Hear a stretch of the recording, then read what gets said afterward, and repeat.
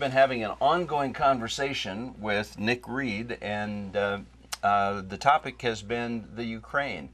It's the kind of topic that isn't just going to disappear overnight. Absolutely. And frankly, it sounds to me like you think the problem could be solved or at least helped if America would pitch in a few billion. Absolutely. It's a billion here, a yeah, billion there. I know. Pretty soon you're talking about real money. Yeah.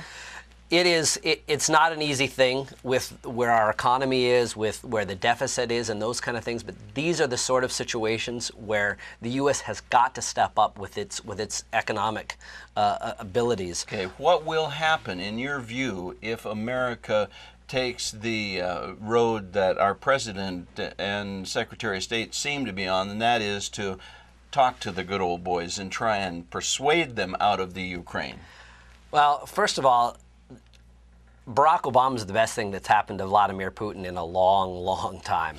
He will smile and shake your hand and say, "Yes, sir, Mr. President," and then do what he wants, because he knows that we have a man in the White House who has no backbone and a man in the Secretary of State's office who has no brain.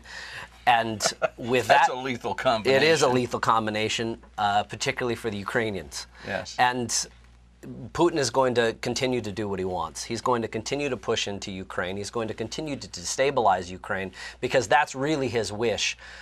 Ultimately, I think that the Balkans are next. I think that the threat to Eastern Europe cannot be downplayed.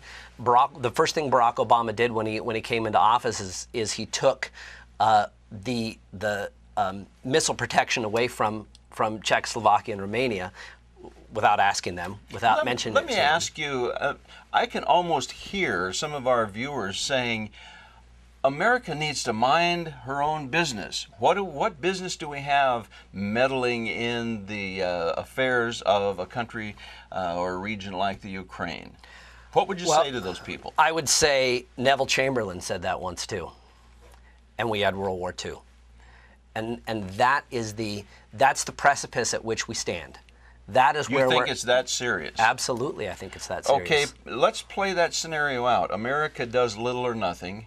What are the next 2 or 3 steps? What do you see happening? Like I said, I think further destabilization of the Ukraine. I think that Putin's not joking when he says he wants to restore the Soviet Empire, and he will continue to push the envelope and move out that empire. The fact is, his 3 years with Barack Obama in the White House, where he can essentially act with impunity and do whatever he wants. So, how would you respond to someone who might say, so Russia restores the motherland, so what? Well, there was a period in history, I don't know if you remember this or not, called the Cold War. The Cold War? Yeah, that was. I feel like we're in it today in South Dakota, but there's a nostalgia for that with a guy like Putin. Was this like a global warming thing you're talking about? It was something like that. Yes, I'll tell you, I'll bet our viewers remember that too. And we're marching straight there. In the midst of everything that we are dealing with on the world stage in the Middle East, with terrorism, with all of those things that are coming around, you talk about the deficit and all of these things that are going on monetarily and militarily with the United States.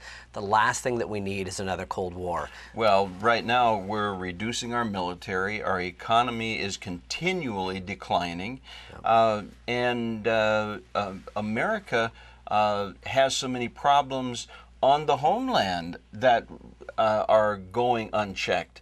How do we stretch ourselves to the Ukraine?